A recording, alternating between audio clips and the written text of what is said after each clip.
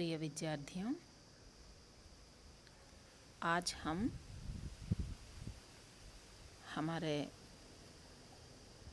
दूसरे सेमेस्टर माने second semester दूसरे छमाही दूसरे सत्र जिसको कहते हैं उसमें हमारे लिए जो पहला पाठ दिया गया है उसको देखेंगे। हमारा पहला पाठ है धरती का स्वर्ग। धरती का स्वर्ग हमारा पहला पाठ। जैसे आप सब जानते हैं, मैं हूँ डॉक्टर टी अरुण कुमारी, हिंदी सहायक आचार्य। तो आइए अब हम सुनते हैं धरती का स्वर्ग पाठ के बारे में। इस पाठ के लेखक परिचय कुछ इस प्रकार है। आपका नाम है श्री विष्णु प्रभाकर जी। धरती का स्वर्ग पाठ के लेखक का नाम है श्री विष्णु प्रभाकर जी। आपका जन्म 1912 में मीरनपुर गांव में हुआ था। 1912 में मीरनपुर गांव में हुआ था आपका जन्म। आपकी विशेषताएं क्या क्या हैं? बंगाल कथाकार शरश्चंद्र की जीवनी आवारा मसीहा की लेखन किया आपने। उपन्यास, नाटक, एकांकी, कहानी, यात्रावृत्त एवं बाल साहित्य लेखन में आप प्रसिद्ध हैं। इसमें हमें एक बात देखना है कि बंगाल का प्रसिद्ध लेखक हैं शरश्चंद्र। जैसे हम सब सुनते हैं कि देवदास नाम सुनते ही हमें पता चलता है कि एक शराबी आदमी होगा, है ना। देवदास पार्वती भारतीय साहित्य में अति उत्तम प्रेम कहानी के रूप में इसको सिद्ध करते हैं। तो उस कहानी को लिखने वाले लेखक थे शरश्चंद्र जी। वे शरश्चंद्र जी जो हैं बंगाल के एक प्रमुख लेखक हैं। तो हमारे विष्णु प्रभाकर जी ने उस बंगाल के लेखक शरश्चंद्र के जीवन पर आधारित एक आवारा मसीहा का मतलब होता है ईसा मसीहा, कहते हैं ना, प्रभु ईश्वर, है ना। तो उस प्रकार आवारा मसीहा माने जिस तरह शरश्चंद्र जी इस बंगाल साहित्य को संवर्धित किया है, उसके पूरे ज़िंदगी का विवरण 20 साल तक शोध करते विष्णु प्रभाकर जी ने लिखा है। देखिए, साहित्य में भाषा की कोई आपत्ति नहीं होती, इसको हमें देखना चाहिए। ఒక హిందీ రచయిత బెంగాల్ రచయిత మీద ఆయన జీవిత చరిత్రని, బెంగాల్కు చెందిన శరశ్చంద్ర గారి జీవిత చరిత్రని 20 సంవత్సరాలు పరిశోధించి రాశారు అంటే అర్థం చేసుకోండి, భారతీయ సాహిత్యంలో భాషకి కంటే కూడా ज्ञानुలకు विलुव ఎక్కువ। इसको हम यहाँ पर देखते हैं। इसके साथ साथ हमारे विष्णु प्रभाकर जी बहुत सारे उपन्यास लिखे थे, नाटक लिखे थे, एकांकी भी लिखे थे, कहानी लिखे थे। यात्रावृत्त क्या हमारे लिए नई बात है, क्योंकि इससे पहले हम इन सब बातों को सुन चुके हैं। उपन्यास मतलब जैसे हम इससे पहले के सेमेस्टर में भी हम इसके बारे में बोल चुके थे कि उपन्यास, जिसको हम तेलुगु में नवला कहते हैं, अंग्रेजी में नावल कहते हैं। उपन्यास माने नावलలు పెద్ద పెద్ద माने जिसका कथावृत्त विस्तृत होता है। और कहानियाँ लिखे हैं इन्होंने, और नाटक भी लिखे, एकांकी, एक अंक वाला एकांकी लिखे थे। इन सब के साथ साथ आप यात्रावृत्त भी लिखे थे। ये यात्रावृत्त क्या है?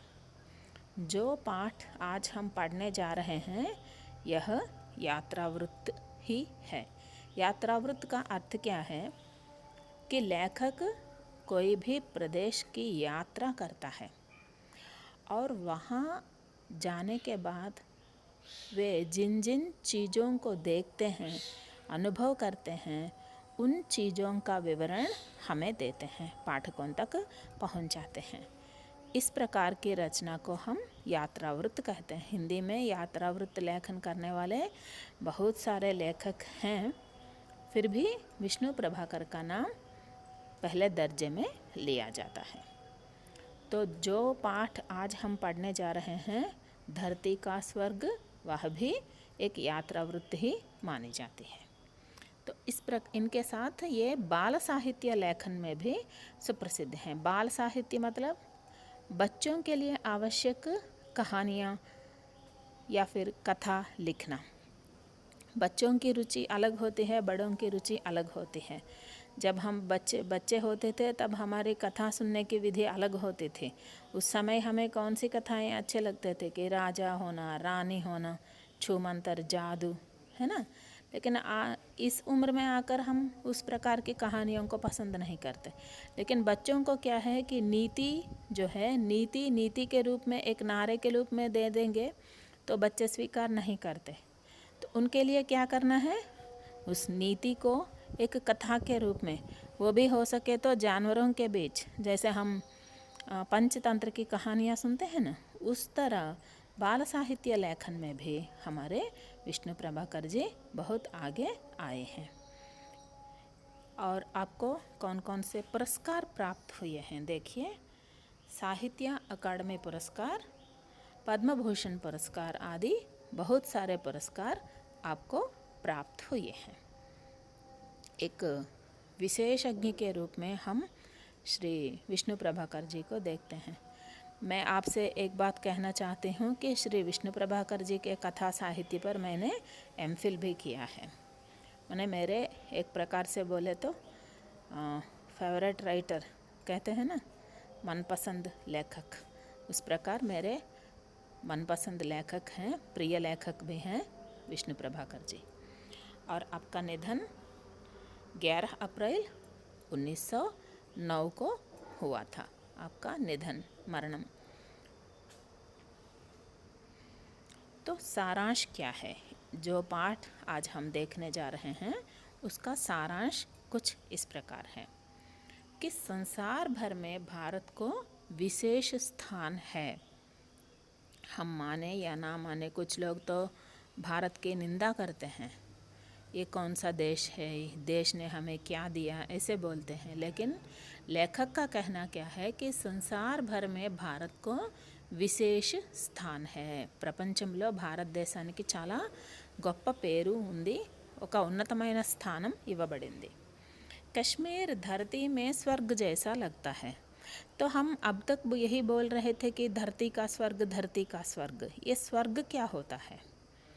जहाँ पर सुंदरता ही सुंदरता हो, आनंद ही आनंद हो, उस तरह के प्रदेश को हम स्वर्ग के नाम से पुकारते हैं। तो लेखक का कहना है कि धरती में स्वर्ग जैसा दिखने वाला स्थल क्या है? स्वर्ग को हम क्या कहते हैं कि वह आकाश में रहता है, माने मरने के बाद प्राप्त होता है। लेकिन मानव की इच्छा ऐसी होती है कि जीते जी स्वर्ग को देखें, है कि नहीं? ఎక్కడో చనిపోయినాక స్వర్గం చూడాలి అనే కంటే బ్రతికుండగా స్వర్గం చూడాలి అని మనిషికి అనిపిస్తూ ఉంటుంది। तब हमें क्या करना चाहिए कि कहाँ जाना है? लेखक के अनुसार कश्मीर जाना है। కాశ్మీర్ ఏదైతే మనం అంటున్నామో కశ్మీర్ जाना है एक స్వర్గ్ को देखने के लिए। స్వర్గాన్ని చూడాలనుకుంటే మనం ఎక్కడికి వెళ్ళాలంటారు? ఈయన కాశ్మీర్ जाने के लिए कहते हैं। यहाँ के पर्वत, पेड़, नदी, झील आदि मन को मोहते हैं। कितना अच्छा लगता है यहाँ के पर्वत, पेड़, చెట్లు, झील, నది ప్రవాహాలు, ఇవన్నీ నదీ ప్రవాహాలు, కొండవాలుల్లోంచి జారేటువంటి ప్రవాహాలు, నదీ నదాలు అంటాం మనం, झील కొండవాగులు అంటాం మనం। ये सब जो हैं मन को मोहते हैं, माने हमारा मन इनमें रम जाता है। हम इन सब को छोड़कर बाहर आना पसंद ही नहीं करते, उतना अच्छा लगता है। लेखक इस यात्रावृत्त में प्रकृति का प्रभावशाली चित्रण करते हैं। देखिए प्रकृति किस प्रकार हम सबको मोहती है। एक छोटे से पेड़ से लेकर छोटी सी पौधा, बहुत छोटी सी पौधे से लेकर इतने बड़े बड़े पेड़ों का वर्णन करते हैं लेखक कि जिनको देखने के लिए हम सर ऊंचा करने पर भी देख नहीं सकते। మనం పూర్తిగా తలెత్తినా ఆ చెట్టు చివర మనకు కనిపించదట, అంత పెద్ద పెద్ద చెట్లు, చిన్న చిన్న మొక్కల మొదలు। माने प्रकृति का जो सुंदरतम रूप है वह कश्मीर में देखने को मिलता है।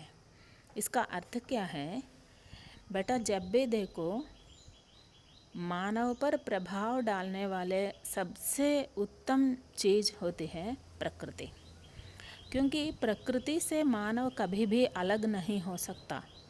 मानव भी प्रकृति का ही एक अंश है, लेकिन मानव क्या करता है कि वह अपने भागदौड़ में अपने आप को खोता रहता है। लेकिन अगर खुद को पाना है तो हमें प्रकृति के पास ही जाना होगा। इसलिए रविंद्रनाथ टैगोर जी देखिए या बाल गंगाधर तिलक जी देखिए, सब लोग यही कहते हैं कि प्रकृति से जुड़े रहो। जब हम प्रकृति से अलग हो जाते हैं, इसका मतलब क्या है कि हम अपने मृत्यु का ఆహ్వాన్ कर रहे हैं। ఏ ప్రకృతిని మనం పరిరక్షిస్తామో అది మనల్ని రక్షిస్తూ ఉంటుంది। लेखक का भी यही कहना है और वे ये कहना चाहते हैं कि प्रकृति कितनी प्रभावशाली होती है। वहाँ जाने से हमारे मन में जितने भी दुख हैं, कष्ट हैं, बाधाएं हैं, इन सब का निराकरण हो जाता है कश्मीर जैसे सुंदर प्रदेश देखने जाने पर। वे कश्मीर के सौंदर्य का यथावत रूप को हमें दिखाते हैं। यथावत रूप माने जितनी सुंदर दिखाई देती है कश्मीर, उतनी ही सुंदर ढंग से। बेटा देखना अलग बात है, उसको हम तक पहुंचाना अलग बात है। आप किसी से पूछिए कि कहाँ गया है, जब वो कहने लगेगा तो इतनी देर में हम उधर जा भी आ सकते हैं। वो बताता रहता है, हमें कुछ समझ में ही नहीं आती। माने कहने के भी కళ होती है। చెప్పడం కూడా ఒక కళే కదా నాన్న। ఏం చేసావురా అంటే వాడు చెప్పేలోపు మనం అక్కడికి వెళ్ళి రావచ్చు, అట్లా కాదు।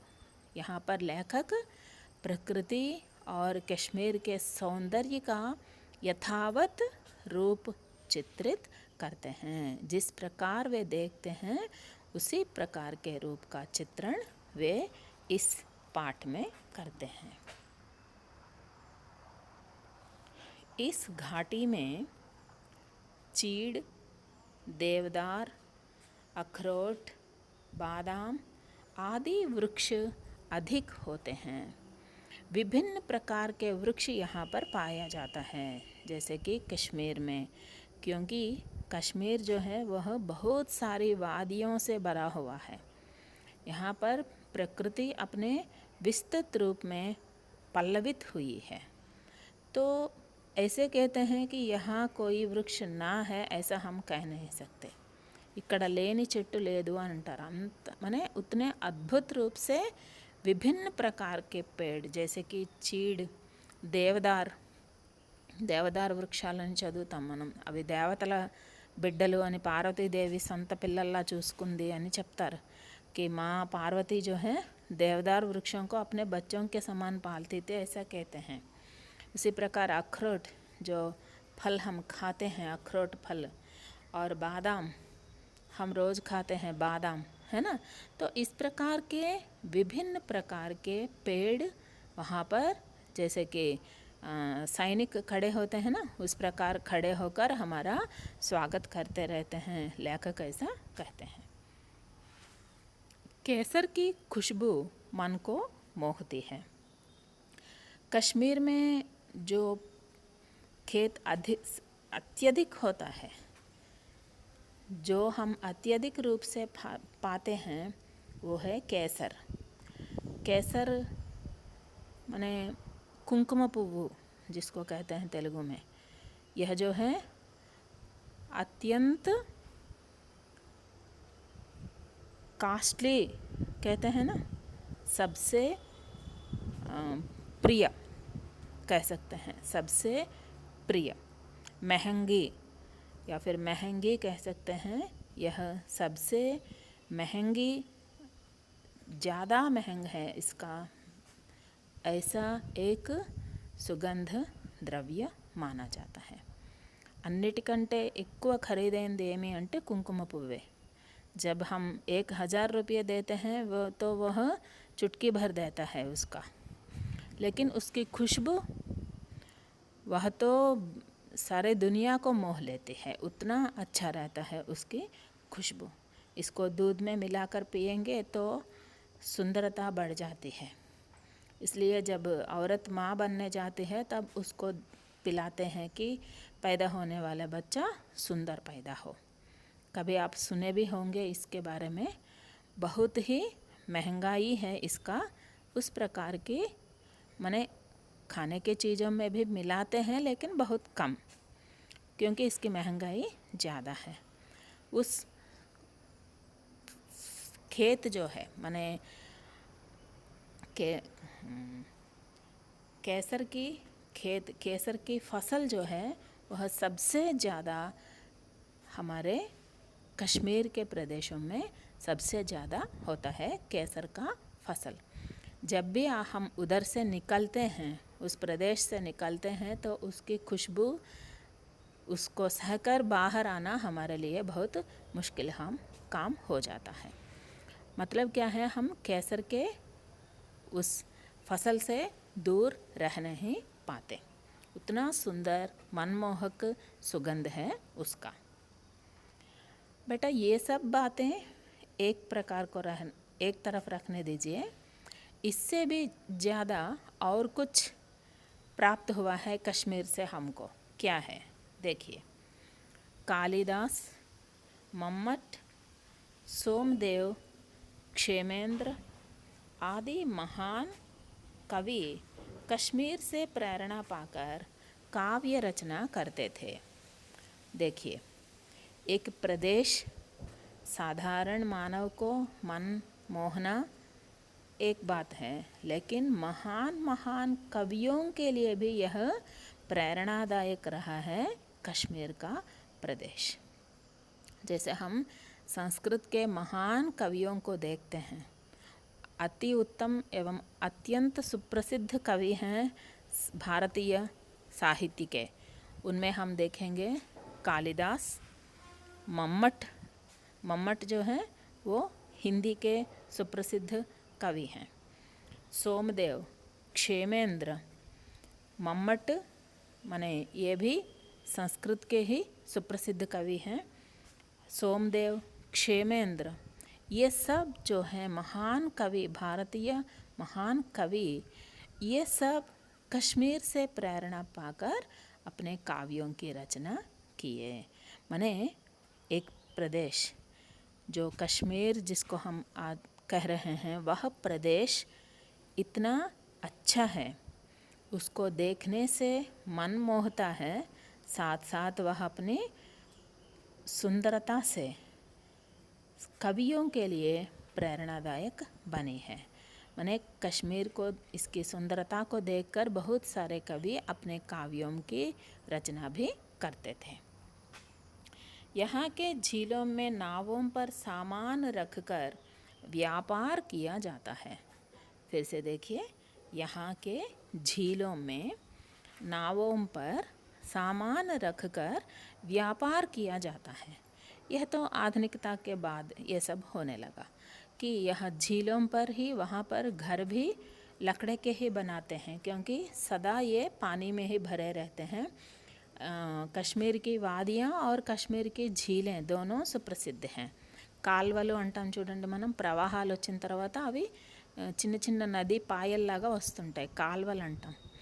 इसमें क्या करते हैं कि नावों में सामान रखते हैं, नाव बोट పడవల్లో सामान्य వేసుకొని उस पर व्यापार करते हैं। आप जिस चीज़ को मांगिए वो चीज़ नावों पर मिल जाती है आपको, किस प्रकार की चीज़ की ज़रूरत हमें होती है वह नावों पर मिल जाती है। माने नावों पर रख कर भी व्यापार करते हैं। इधर उधर तो लकड़ी के घर या अतिथि गृह होते हैं, वहाँ पर झीलों पर हम भी सैर कर सकते हैं नावों में, और व्यापार भी उन्हीं नावों पर होता रहता है।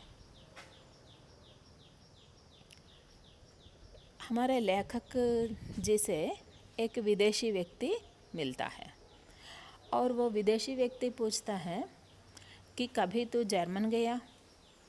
तो लेखक कहते हैं नहीं। तो कभी उधर गया? नहीं। कभी इधर गया? नहीं। तो कभी स्विट्ज़रलैंड गया? नहीं। तो वो व्यक्ति कहता है, अरे तुम्हारा तो पूरा जीवन ही वृथा है। मतलब क्या है कि वे उन देशों की यात्रा कर चुके हैं, वो विदेशी व्यक्ति। तो वो विदेशी व्यक्ति आकर लेखक से पूछते हैं कि अगर तुम उन प्रदेशों की यात्रा नहीं किया तो समझो कि तुम्हारा आधा जीवन निरर्थक हो गया। तो लेखक पूछते हैं उनसे, तू कभी कश्मीर की यात्रा की? तो वो व्यक्ति, विदेशी व्यक्ति कहता है, नहीं, मैं कभी कश्मीर नहीं गया। तो लेखक कहते हैं, तुम्हारा तो संपूर्ण जीवन ही निरर्थक हो गया। మనే నీ పూర్తి జీవితం వృధా అయిపోయిందయ్యా, నువ్వు కశ్మీర్ చూడలేదా? ఆయనేం అడుగుతాడు, నువ్వు జర్మనీ వెళ్ళినావా, స్విట్జरलैंड వెళ్ళినావా? अगर नहीं गया तो आधा जीवन वृथा। तो लेखक कहते हैं, अगर तू कश्मीर नहीं देखा, कश्मीर नहीं गया हो तुम, तो तुम्हारा संपूर्ण जीवन निरर्थक है, वृथा है। मतलब क्या है, देखिए, लेखक रूस एवं स्विट्ज़रलैंड से भी कश्मीर को ही सुहाना शहर मानते हैं। रूस माने रशिया, और स्विट्ज़रलैंड, इसको तो हम सब जानते हैं, माने नाम सुना हुआ होगा। तो इन सब से भी कश्मीर को ही सुहाना शहर, अति सुंदर, अत्यंत मनोहर शहर के रूप में लेखक कश्मीर को ही प्रतिष्ठित करना चाहते हैं। विदेशी कहते हैं ना बेटा, दूर के ढोल सुहावने होते हैं, है ना। लेकिन दूर का प्रदेश तो सुंदर होगा, प्रकृति तो चाहे जर्मनी में हो या चाहे भारत में हो या चाहे अमेरिका में हो, प्रकृति तो प्रकृति ही है, उसमें कोई बदलाव नहीं होता। लेकिन मानव और मस्तिष्क में जो अलगाव की भावना आती है ना, उससे हमें जागरूक रहना चाहिए, है कि नहीं। क्योंकि देखिए, अगर उन देशों के व्यक्ति कहते हैं कि हमारे यहाँ इतना सारा है, उतना सारा है, लेकिन वहाँ हम जाकर देखेंगे तो थोड़ा बहुत तो होगा, लेकिन उतना नहीं होगा। जहाँ पर कश्मीर में इतनी सारी सुंदरता है, लेकिन इसके बारे में प्रचार कोई कर नहीं रहा है। अगर प्रचार करके हम विदेशी व्यक्तियों को यहाँ पर आमंत्रित करेंगे तो लोग वहाँ से जाने का ही नाम ही नहीं लेते, है ना। तो लेखक क्या कहते हैं कि रूस और स्विट्ज़रलैंड से भी हमारे कश्मीर को ही बहुत ही सुहाना शहर मानते हैं। शेषनाग, कौसरनाग आदि कश्मीर के बहुत ऊंचे शिखर हैं। जैसे कि हम कहते हैं ना, ऊंचे ऊंचे शिखर क्या क्या हैं। ये पहाड़ी इलाका है, तो हिम से सदा ढका रहता है। करीबन एक आध 2 महीने उसमें शायद बर्फ़ ना हो, लेकिन पूरे साल जो है बर्फ़ से ही भरा रहता है, माने हिम से भरा रहता है वो మంచుతో కప్పబడి ఉండేటువంటి కొండలు। शेषनाग और कौसरनाग जो हैं, ये कश्मीर की वादियों में सुप्रसिद्ध चोटी, ऊंचे ऊंचे शिखर के रूप में सुप्रसिद्ध हुए हैं। तो इस तरह हम विष्णु प्रभाकर जी की यात्रा वृत्त, धरती का स्वर्ग, है ना, वे कश्मीर के बारे में किस तरह उसका वर्णन करते हैं। वहाँ मिलने वाले फसल कौन कौन हैं, फल, सेब तो पहले वहाँ एक कश्मीर से ही आते थे। हमारे बचपन में तो यही कहते थे कि सेब जो है वो कश्मीर से ही आएंगे। जैसे हम खाते हैं ना रोज़ सेब फल, एप्पल, वहीं से आते, शिमला एप्पल, कश्मीर एप्पल बोलते थे।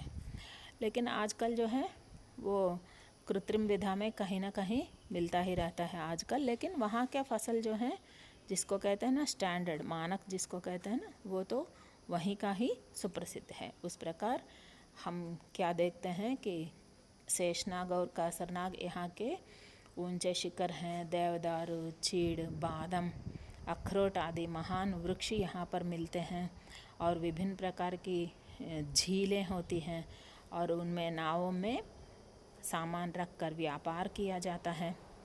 कश्मीर की प्रकृति जो है वह मन को मोहने वाली है और सबसे विस्तृत बात यहाँ पर यह है कि यहाँ मिलने वाली केसर का फसल, केसर कुंकुमपुव केसर का फसल जो है वह उसकी खुशबू सबके मन को मोहती रहती है।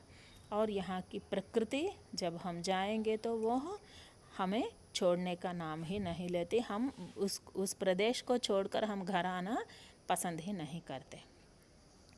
तो लेखक का कहना क्या है कि इस तरह वे इस यात्रा वृत्त में क्या दिखाना चाहते हैं। लेखक का कहना है कि हमें विदेश जाकर हमारे देश की निंदा नहीं बल्कि इसकी स्तुति करनी चाहिए। जब भी हम जाते हैं कहीं ना बाहर विदेशों में जाए या अपने आप के मन में ही क्यों न सोचे, हमें विदेशों की बड़ाई, विदेश तो अच्छे हैं लेकिन भारत या हमारे स्वदेश की निंदा नहीं करनी चाहिए बल्कि इसकी स्तुति करना हमें सीखना चाहिए। మనం మన దేశాన్ని ముందు మనం ఇష్టపడి ఇతరులకు చెప్తే కదా వాళ్ళకి అర్థమవుతుంది। తెలియని వాళ్ళకి ఎట్లా తెలియాలి? మనం చెప్తేనే తెలియాలి। सो हम लेखक का कहना क्या है कि हमें अपने देश की स्तुति करनी सीखनी चाहिए, ना कि निंदा। हमें कभी भी अपने देश की निंदा नहीं करनी चाहिए। हमारे यहाँ भी बहुत सारे सुंदर प्रदेश हैं, प्राकृतिक रमणीयता यहाँ पर आज से क्या बहुत सारे युगों से हमारे कवियों के मन को मोहता रहता है। इसको देखकर सब लोग अपनी काव्य रचना करते रहते हैं। इतने उत्तम प्रदेश की यात्रा वृत्त के रूप में लेखक विष्णु प्रभाकर जी ने इस पाठ को प्रस्तुत किया है जिसका नाम है धरती का स्वर्ग। बेटा मैं समझती हूँ कि आपको यह पाठ अच्छा लगा होगा। अगर इस पाठ से संबंधित कोई प्रश्न होंगे तो आप ज़रूर मुझसे पूछ सकते हैं। और आपके लिए नियोजन है कि जो भी सारांश दिखाया गया है उसको आप अपने शब्दों में लिखकर लेके आइए। ओके बेटा, धन्यवाद।